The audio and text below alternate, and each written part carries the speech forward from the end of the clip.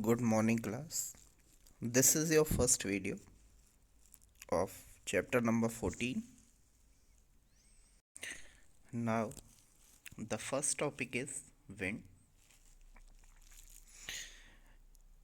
Wind को हम basically हवा भी कहते हैं हिंदी में. It is the movement of air. अब यहाँ पे एयर और विंड में डिफरेंस होता है. एयर क्या होता है बेटा? It is the gaseous mixture of atmosphere. यानी कि जो हमारे वातावरण में गैस का मिक्सचर प्रेजेंट होता है उसे हम क्या कहते हैं? एयर कहते हैं. जबकि विंड क्या होता है बेटा? विंड होता है जब भी जो हमारी एयर है वो हॉरिजॉन्टली, यानी कि ऐसे साइड बाय साइड. वर्टिकली क्या होता है बेटा? ऊपर से नीचे या नीचे से ऊपर. और हॉरिजॉन्टली होता है हमारा इस तरह, साइडवेज डायरेक्शन. Okay, horizontally. यानी कि जब हमारी एयर हॉरिजॉन्टली मूव करती है due to difference in temperature, यानी कि तापमान में अंतर के कारण जब एयर हॉरिजॉन्टली मूव करेगी तो वो क्या कहलाएगी बेटा? विंड कहलाएगी.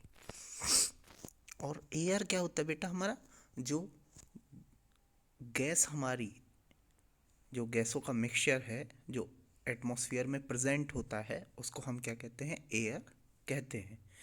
तो अब यहाँ से हम डेफिनेशन देखेंगे विंड की.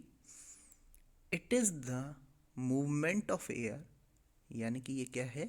ये एयर की मूवमेंट है, यानी कि एयर का एक स्थान से दूसरे स्थान पर जाना इन द एटमॉस्फेयर. एटमॉस्फेयर में, वायुमंडल में क्या कहलाता है? विंड कहलाता है. और वो भी किस डायरेक्शन में? हॉरिजॉन्टल डायरेक्शन में.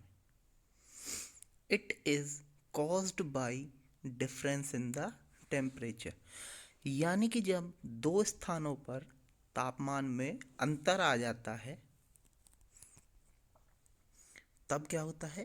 तब एयर की मूवमेंट शुरू हो जाती है.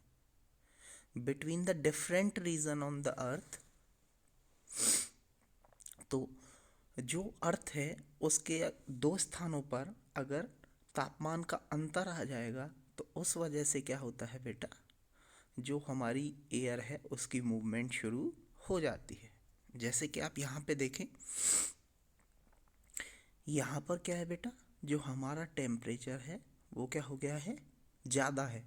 क्योंकि यहाँ पे जो सन है उसकी किरणें कैसी पड़ रही हैं? सीधी पड़ रही हैं.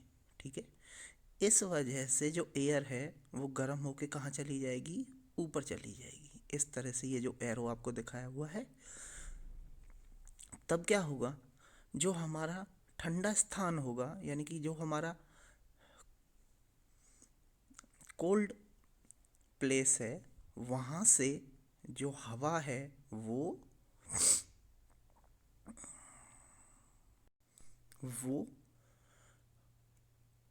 कूलर प्लेस से वार्मर प्लेस की तरफ चलना शुरू कर देगी. क्यों? क्योंकि यहाँ पर टेम्परेचर अधिक हो गया. टेम्परेचर अधिक होने की वजह से क्या हुआ? जो एयर थी वो कहाँ चली गई? ऊपर चली गई. ठीक है.